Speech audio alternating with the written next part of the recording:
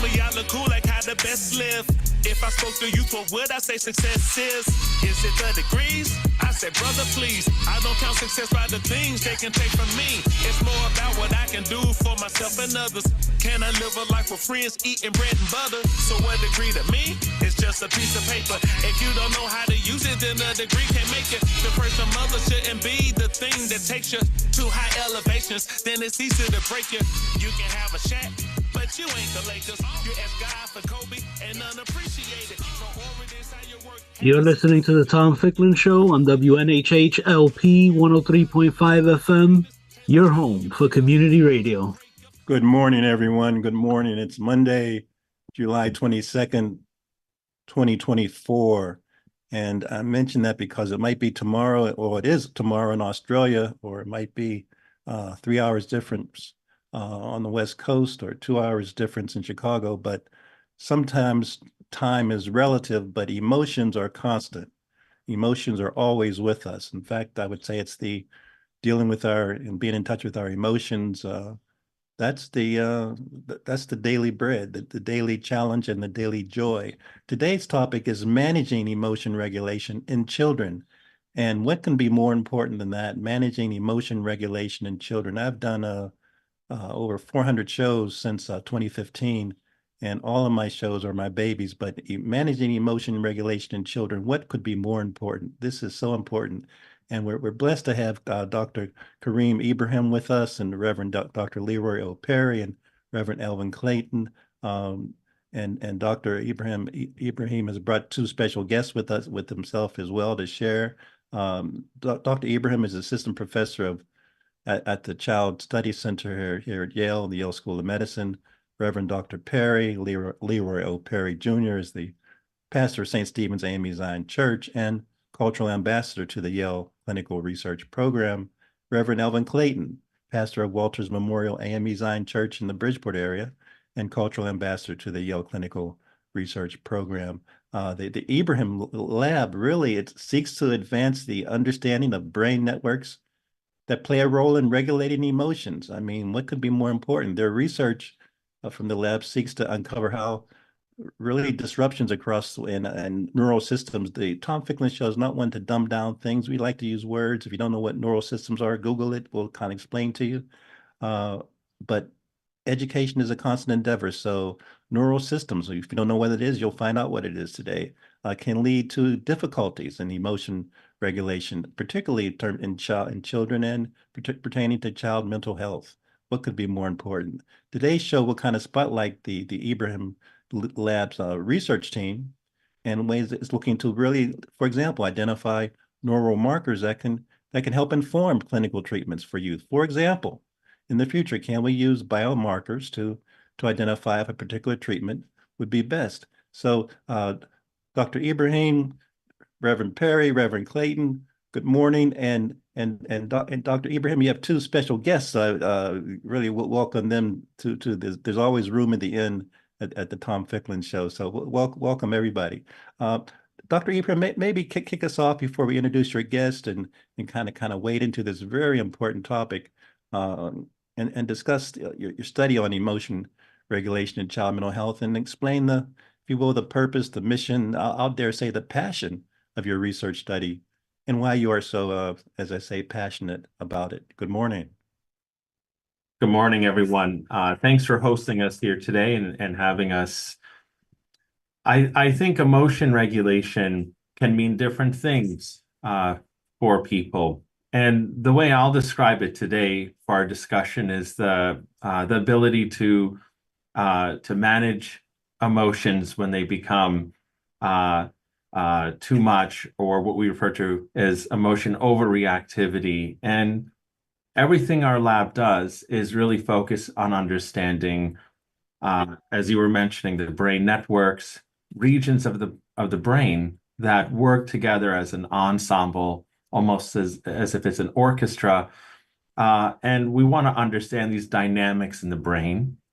We want to understand how these regions of the brain work in synchrony to help people and children and adolescents to tone down their emotional responses and regulate emotions And we hope that this research can help us with fine-tuning treatments. And when we think about the translation of this research from the lab bench to the bedside and clinical settings, the lab is really motivated in thinking broadly about this and how can we translate these findings into some type of clinically useful marker in the brain that can take some of the guesswork out of treatment decisions. I think motivation in terms of the lab, in terms of my own motivation, what makes me so enthusiastic about this work is always learning something new, I think, about the brain and seeing that possibility of how the work can improve patient care or improve treatment outcomes and improve the lives for children and adolescents who might struggle with this this area of regulating emotion. So for us and everything we do, we always think about how we can benefit children and participants, especially in the future when we think about developing biomarkers. Excellent. And we have about 40 or 45 minutes remaining, so we'll kind of come back to some of these topics as well and kind of wrap up. But Dr. Ibrahim, just before we go to your guest and to Reverend Clayton and Reverend Perry, walk us through, if you would, kind of here at the top of the hour. I want to tease folks with what about your study and participation and what does a visit with your team consist of? Often when people hear this term, clinical research, et cetera, they're kind of anxious, not sure how invasive it might be. But this is an exciting opportunity from what I could gather. So let's tease, encourage, cajole, and encourage folks to kind of bang on your door. So our lab is a neuroscience lab, human neuroscience lab, or translational neuroscience lab, and meaning that we, as I was mentioning before, we strive to impact clinical care through our work. So we use what's called MRI to understand the brain. So this is a non-invasive imaging approach that has been around since the 70s in clinical settings and in medical facilities. It's safe, it's non-invasive, and it does not use any type of radiation that could damage cells or DNA. And this is a question that often comes up. And MRI uses radio frequency, so it's a safe approach, and it does not use any type of ionizing radiation. And with fMRI, I think, or MRI, children are asked to complete different tasks when they are in the scanner, and we try to make this as fun as possible. I think the scan is typically about an hour, and study participants are playing different games to understand emotions. That could involve looking at faces, playing an emotion game that we have where they are looking at images and are asked to tone down the response, watching a video for some portion of the scan, or looking at a blank screen. And all of these aspects of the scan, we're collecting different information about the brain and about these brain networks. And we also have a fake fMRI, or what we call a mock scan, that we offer to participants. And this helps to give children and adolescents a sense of what the scanning environment is really like. It's difficult for many adults to do an MRI. So we acknowledge that this can be a challenge to lay in a scanner for about an hour. So we have a fake fMRI where children can lay in the scanner, of this plastic scanner, and hear the different sounds, get a sense for what this looks like. Now our research group is with the participant for the entire scan. And we're joined today by Gladys and Olivia, who are members of the lab, and they can also speak to this process of completing the scan, where we are present during the scan and speaking to participants throughout. And we want to make it as feasible and enjoyable a process and experiences that we can for participants. Excellent. So you've passed the mic. You passed the mic to our two guests. So let's introduce them again for me and for us, and let's hear from them. Rachel and Jeffrey, that's not there. Can you hear us? She okay. Can you hear us now? Yeah, hi there. So my name's Rachel, and this is Ethan. He was a participant in the study. Do you want to talk with the researchers first, though, or you want us to answer some questions?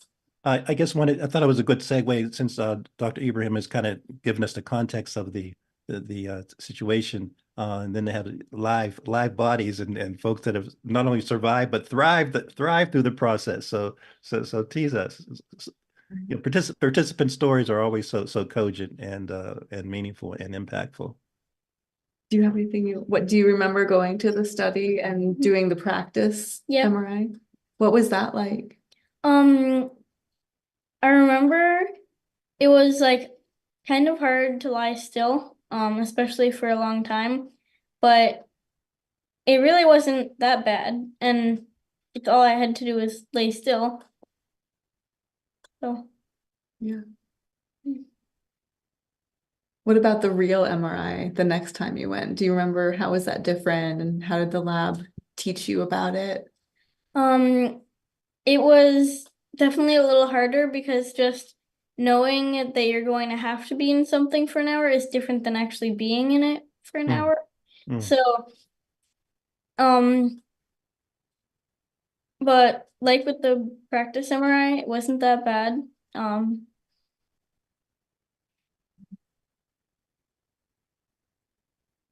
Okay, great. This might be your first or second. Ethan, this might be your first or second interview, but I'm glad that you kind of shared with me. And so don't go away. Hang in there for us. Ethan, what are you doing this summer? What's keeping you out of trouble this summer?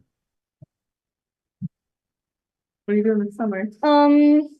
Actually, we just got home from a trip to New Hampshire. New Hampshire, and we like rented a cabin on a lakeside, and it was pretty fun. Oh, excellent. Reverend Perry, Reverend Clayton, kind of jump in. I want to bring you in early in terms of this discussion, and mom and Ethan really gets hang with us because this is a full-fledged but really significant kind of approach and endeavor that we're involved with. Reverend Perry, what kind of jumps into your mind at this stage? I'm just I'm elated that we have a young lady who is willing to tell her story. I think that's awesome. A young man, I'm not sorry, willing to tell their story. And what interests me is, would you do it again? Yeah, I do think I would do it again because it actually was a little bit fun, and it really, my participation really helps us figure out some of these things. Great. Reverend Clayton? Yes. Ethan, what did you do to keep yourself still? I really don't know how to describe it. I just laid still, and kind of like when I'm going to bed at night and trying to fall asleep, you just kind of lay still for a little while. Okay, that's a lesson for an older fella too then. Thank you very much. All right. Dr. Ibrahim, in terms of emotional regulation and mental health, again, people have so many laypersons and informed, uninformed, partially informed opinions about that. Can the research kind of vary greatly? I'm curious of how you're using your kind of laser-like approach, and have there even been previous or companion studies that might pertain to Ethan and his issues and his quest? I'm just curious how the previous studies might have informed what you're currently involved with, and in terms of your tactics and strategies, so to speak. And are there any differences in your study versus some of the similar studies? Thank you for that question. And you know, I think it's really great to hear Ethan's perspective about completing a scan and a study that involves MRI, and I definitely have some follow-up questions as well for Ethan and Rachel as we progress in our discussion. I think how when we think about the actual idea, this construct of regulation is not a new one necessarily, but it's something that has been gaining more momentum recently. This construct, this idea that you're recruiting these top-down control, these top-down processes in the brain to help tone down emotion overreactivity. And the idea is there are regions such as what we call the prefrontal cortex that serve a key role in toning down emotion overreactivity or overactivation in regions of the brain that are important for generating emotions, such as the amygdala. So there have been many studies to understand these circuits and regions of the brain and dynamics that I've been discussing during today, but not much work has really sought to understand how does this tie into a broader sense with other symptoms or behaviors in child mental health. In particular, children who have more externalizing behaviors. And so I think in that sense, our study brings a lot of new perspectives to understand these networks that play a role in regulating emotions and how this is linked across different behaviors as well.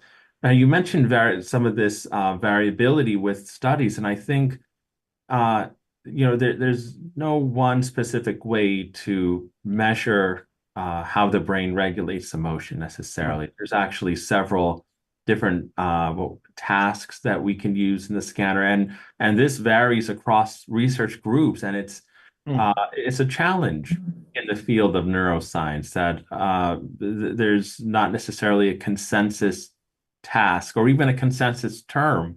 What we're referring to as emotion regulation, some groups might refer to as cognitive control or self-regulation. So I just want to point out that the tasks that we use in the lab and the battery of fMRI assessments that we use in the lab, we selected those to understand different aspects of brain function that are relevant to regulating emotions, including emotion perception, so how we perceive emotions of others, and understanding social perception, how we understand social cues around us and make sense of others' intentions and interpret those, and how we regulate our own emotions. So I think, and then of course there's neuroanatomy as well.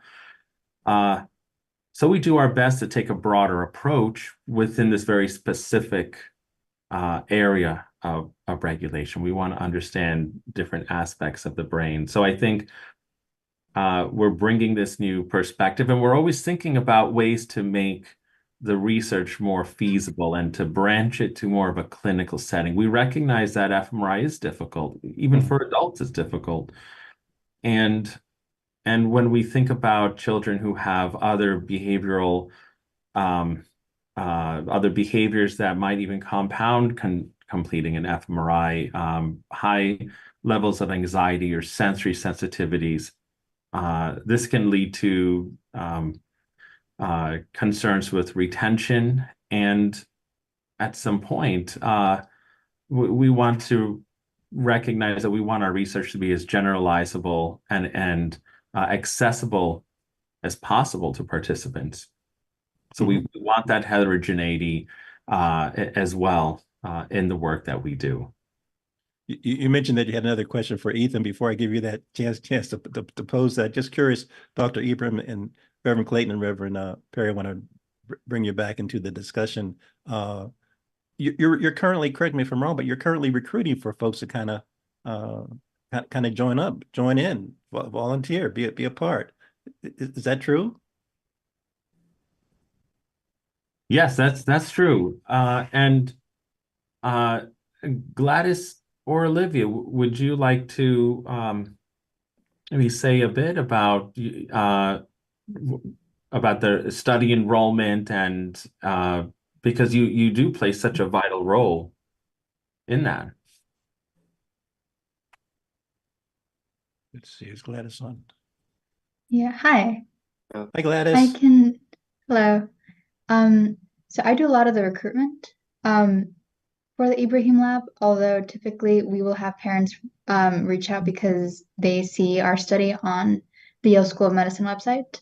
Um, we have done a few recruitment events, but typically parents will be notified of our study through my chart. So that honestly makes it very easy because parents can sort of see that, read the information on our study, and opt in. And once they opt in, we get their contact information and we can then reach out with a phone screen to determine eligibility. And Olivia, this is an all access show. Everybody gets a chance to kind of weigh in. Yeah, hi, I'm Olivia.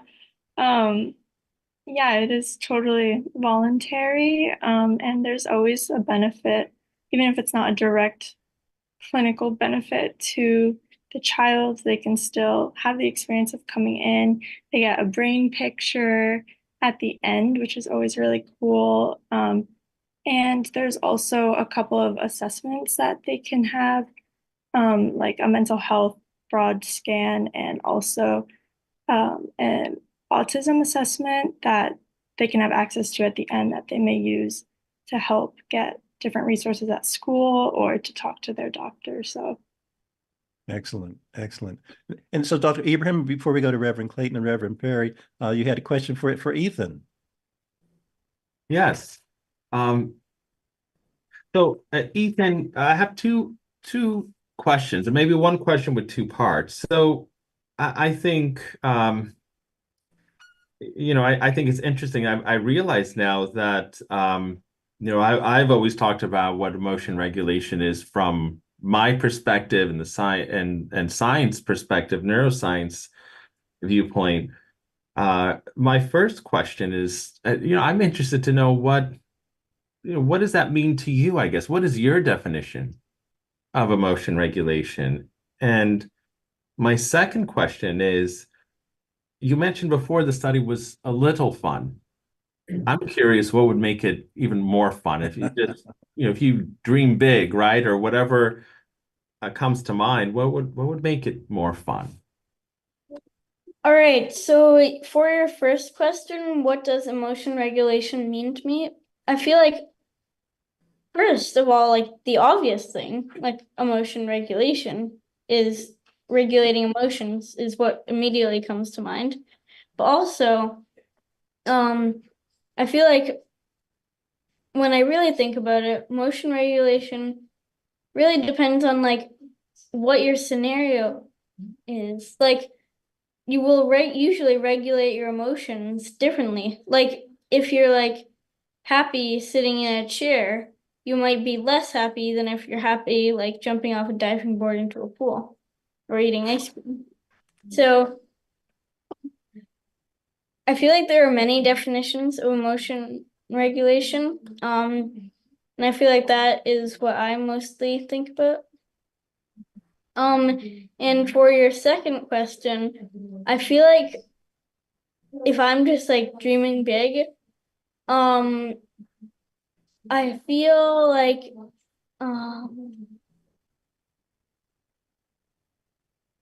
Like helping make the study more I fun. know.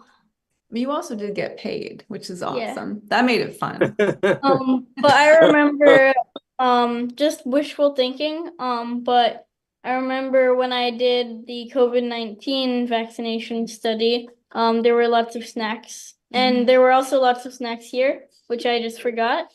So also maybe I felt like sometimes it was a little unnecessary, but also kind of important. When there was always a voice that was reading all the words aloud. So I feel like it was not exactly, it wouldn't exactly be more fun, but I feel like it was just almost like silly. That I just like kept hearing those words, but also maybe some other people in the study are not as good readers as me, maybe. So I don't really have many ideas right now. Snacks are always good. Ethan loved the snacks and loves yeah. And I mean, to be fair, the reason why we went to the lab was that Ethan came to me and was saying, "Hey, like remember when I did the COVID-19 vaccine study? Like, are there any other studies that we could do like that?" Because I think he genuinely is interested in helping and seeing what it's like to do science like these people are doing every day. So is that fair? He thought it was fun. You thought Excellent. it was fun. And more ice cream. Let's keep that ice cream coming. Yeah, more ice cream. Our whole budget is just gonna be snacks now. Less paying, more snacks, I guess. Reverend Perry, what comes to mind? Rachel answered one of my questions, which was why did they get in the study? Mm-hmm. There are many reasons that people would want to sign up for the study. And I think that's important. And I think that, the other thing is that this is a monumental study. Mm-hmm. We have been in our community trying to find resources to deal with emotion regulation, and by many different terms it's been called. Mm-hmm. And we have just not been able to find the right door to get the answers that we need or to get the help that we need. I think that, when I listen to Dr. Ibram, I'm amazed that he's doing such a phenomenal job with the brain scanning and that with the results of it.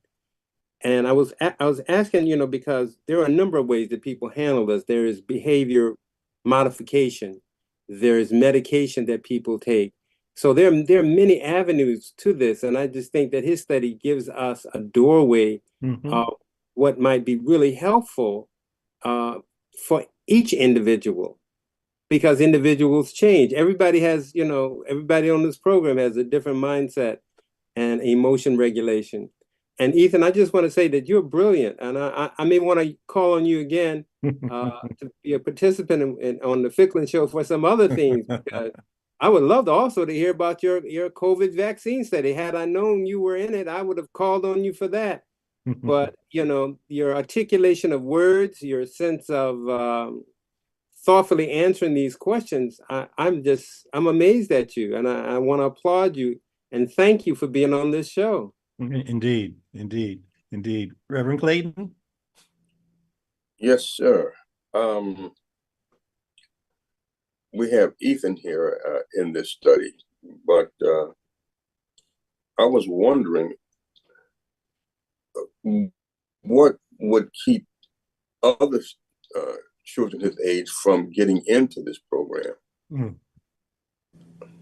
Mm-hmm. Indeed. What is this? That's sure, the selection criteria and how are folks, quote unquote, eligible, and how do you assess the need? Dr. Ibrahim? Thank you for that question. So I think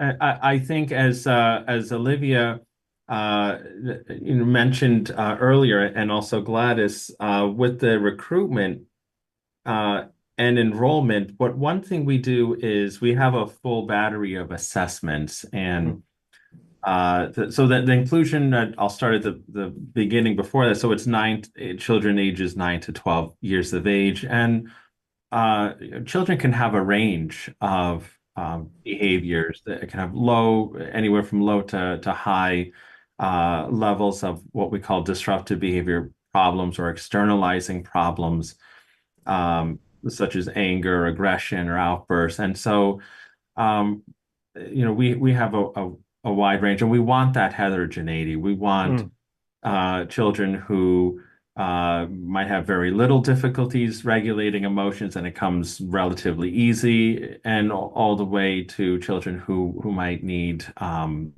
support with regulating this emotions. It might even be in therapy or in treatment.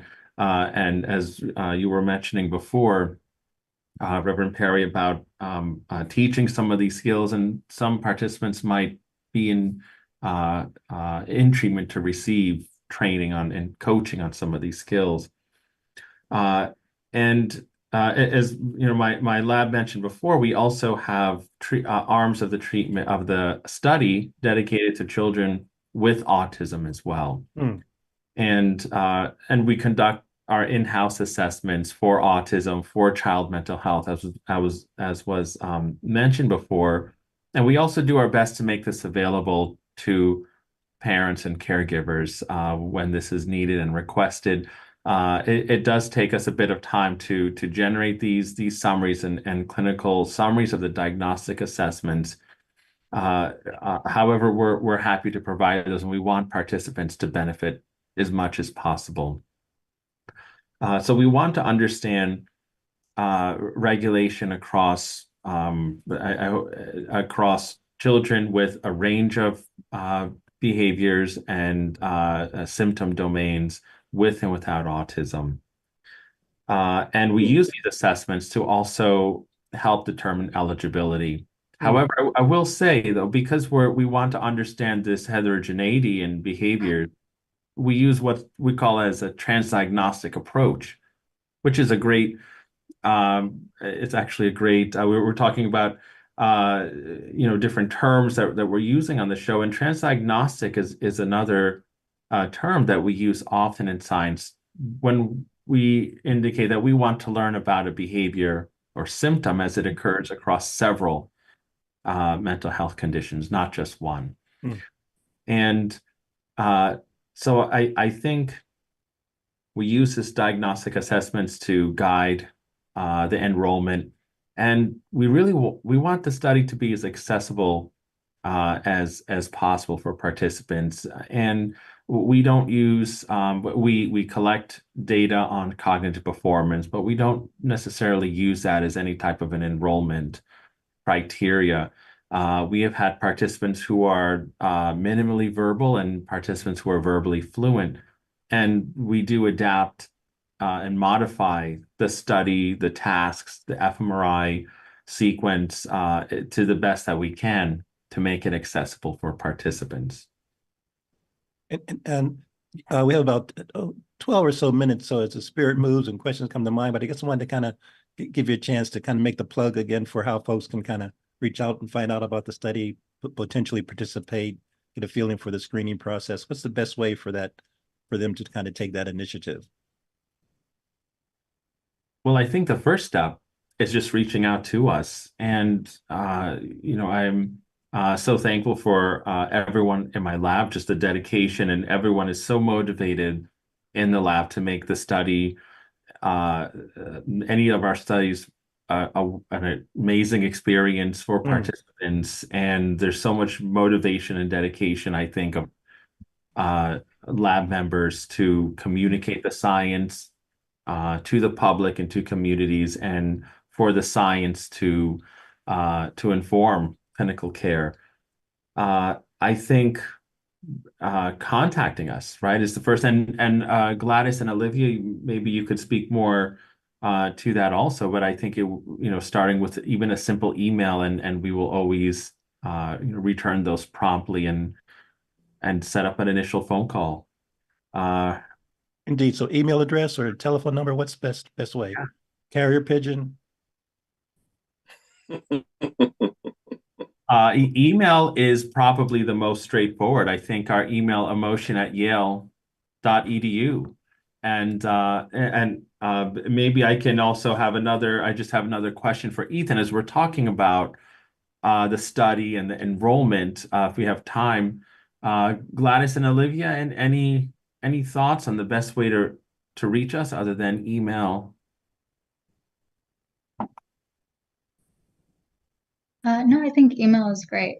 I usually am the one who responds to the emails, and that'll typically be within 24 to 48 hours after we receive that email. So Gladys, that email address again is what again? It's emotion@yale.edu.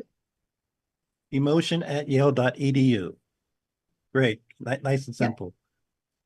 Dr. Ibrahim, so you mentioned our rising star Ethan is with us. So you referenced that you had a question for him. Yes, I do. So as we're talking about all these, the points, and it just really makes me think about, how can we make the research more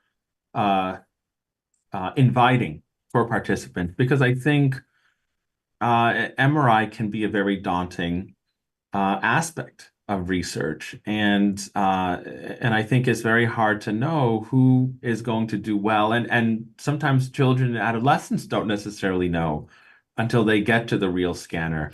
We might have children who do outstanding in the fake scanner, and as Ethan mentioned before, and this came up, that the real scan is really much different. And we do the best we can to remove as much of this unpredictability as we can.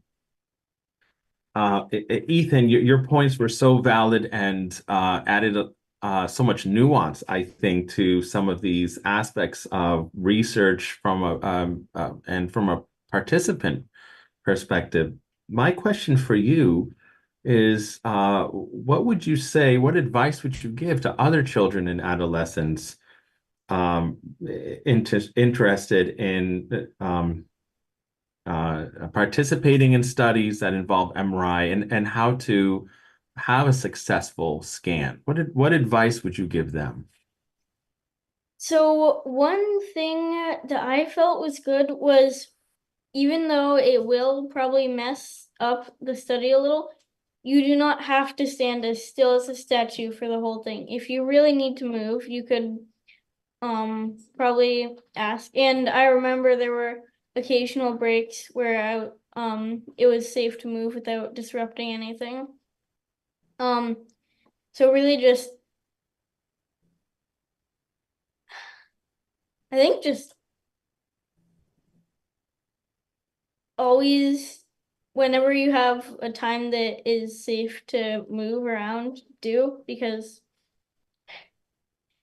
standing completely still, well, laying down completely still for an hour is more daunting than it seems when you're actually doing it. And Ethan, maybe if you're thinking about other kids, like if they might be scared of going into an MRI, what is something that and the scientist told you a lot of good tips to help you not be scared. But if you were just talking to a friend or another kid, what might you say to them to make them, be excited about participating and that it would be fun or that it would be okay, it wouldn't hurt them? I think one of the things I kept thinking that made it easier was, especially because there was like those cool mirror goggles, it felt like really futuristic, and that helped, just like feeling like I was in some sort of like future or like time traveling machine, that when I get out it's 1 hour later than when I got in. That's cool.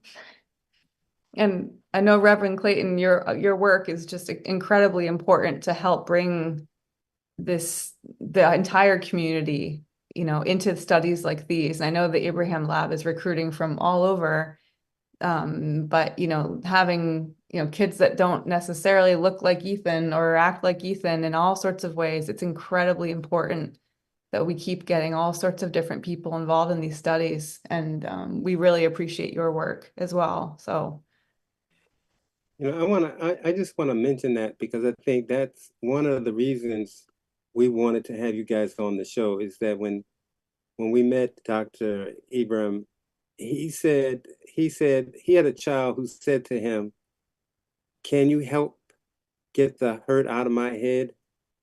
And I just thought that was just so phenomenal to be able to hear from people who are voiceless, seemingly, and for someone to be able to really hear that voice and offer some scientific or some caring help. In our community, you mentioned the Yale School of Medicine and MyChart. Well, not all of our people will go online and look at MyChart or go to the website. So one of the reasons we wanted to do this show is to be able to get people to be able to see, without having to go through the institutional ways, other ways where we might do it. We have a lot of students, young people who are dealing with trauma, who deal with dyslexia, who deal with temper disorders or anger issues. And getting this information to them is critical. And so this is one of the ways, but I'm thinking as this program progresses, there are other ways. As Reverend Clayton is a clergyman, and I'm a clergyman, and we also work with the Yale School of Medicine with YCCI. One of our programs is Help Us Discover. And the other part of that is We Are Family. And if we can get families and we can help others discover this through our community action agencies, through our churches, through our barbershops, and even through our schools. Like we have the Booker T. Washington Academy in New Haven. And we do have students who have anger problems, but they probably would never have thought that there is this avenue available to them. So this is just awesome having everybody on this show at the same time to help us get the word out. And I just appreciate it. And I want to say that we are pledging our support to do even more than what we're doing here right now. We're gonna re-look at your posters, your flyers. We want to be able to get them out through the community. We want to maybe even have a town hall meeting. But what Tom Ficklin does with his media magic is to put this on Facebook and Twitter and throw it out. And hopefully, like good fishermen, we will catch some fish. Amen. Amen. And help some people. Reverend Clayton? Yes. Dr. Ibrahim, I was wondering, I believe I heard something about a video that the kids can watch when they're in this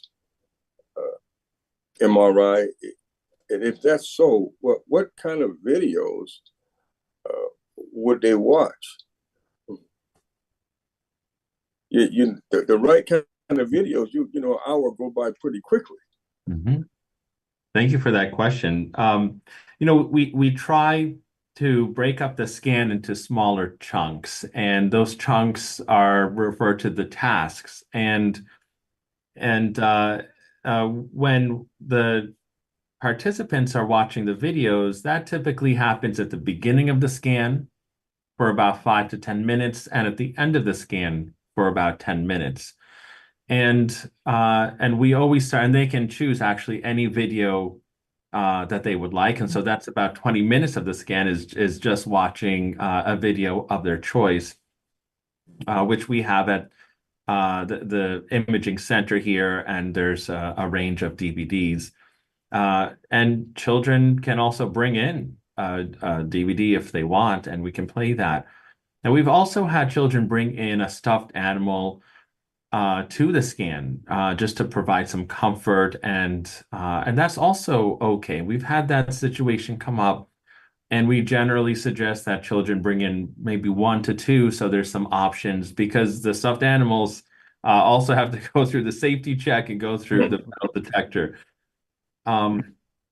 So we try to have this varied as much as possible during the task. And again, we can during the video, the participant is seeing the video from the neuroscience. We're measuring different aspects of the brain during those videos, which so we're measuring aspects of about the neuroanatomy actually during those videos. So I think Ethan mentioned such a clever point about thinking about it as a time machine, and that we have never pitched it in this way or framed it in this way, and typically an MRI scanner is described as a spaceship, and you might see other university centers have it painted with rocket ships around it. But a time travel, I think, is such a genius way of describing it, and just encompassing all the other items that you might have. But in any case, I think it's so interesting how our discussion here today has really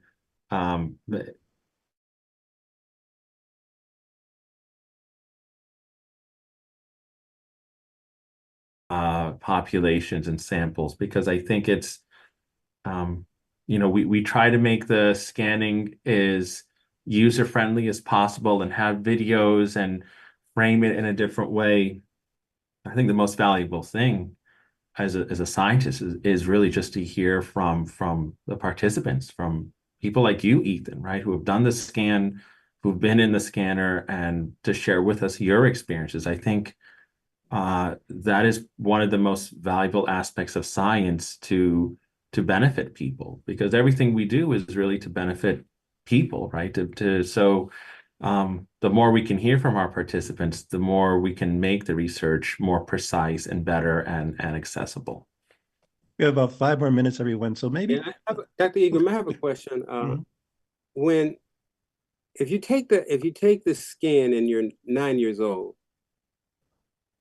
wouldn't you have to do it again when you're 12 years old or later on to follow up to see if their imaging has changed? I'm just curious. Thank you for that question, Reverend Perry. This brings us to a whole different area, which is second show. We have rooms, 2 shows, 3 shows, 4 shows. Longitudinal imaging. And now this area of neuroscience research is where we want to understand at later time points, how does the brain continue to change? And at later time points, can we still predict aspects of the brain or behavior? So one of our goals in our lab is to conduct follow-up scans with children at 6 months follow-up and 1 year follow-up as well. And we want to understand how the brain continues to change and how this aligns with changes in behavior with regulating emotions and other behavior domains. So to answer your question, yes, we do scan at later time points. We offer that to participants who are able to complete the scan. And it's so important in research to really have a full understanding of brain development and brain markers at later time points. It's really such a critical part of research and a focus of NIH priorities as well. 3 more minutes, everyone. So I reluctantly say that, but nonetheless, time is ticking. Reverend Clayton, any thoughts in this regard as we wind down?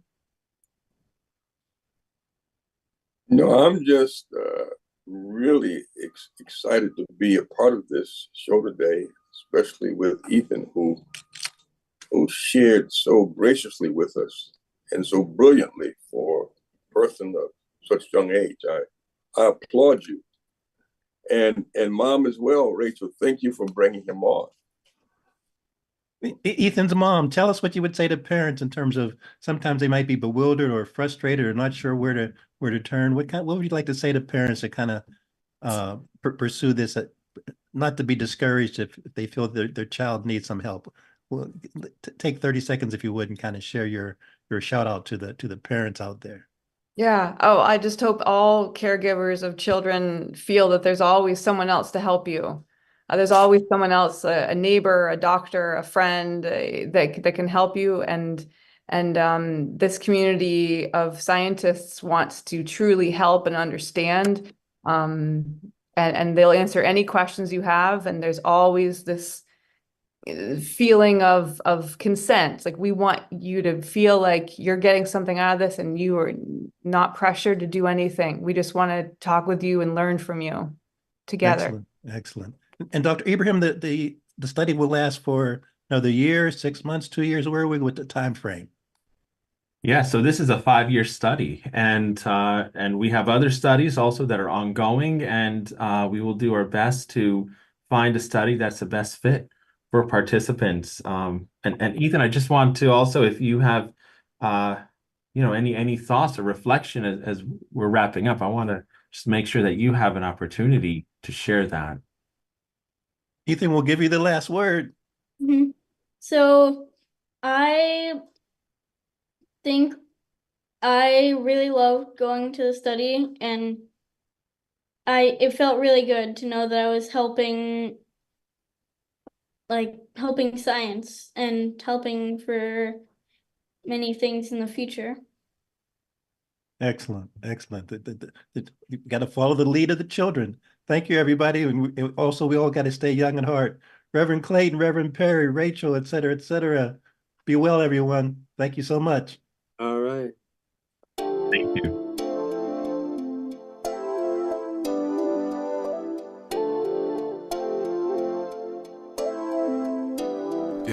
As I got another rhyme, another rhythm for y'all to listen. I'm never quitting on my mission. I'ma roll with what I'm giving. Got some ambition, this new edition, filling positions.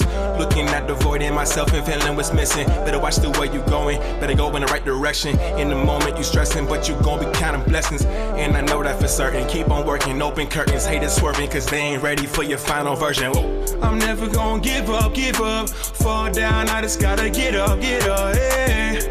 You're listening to the Tom Ficklin Show on WNHH LP 103.5 FM, your home for community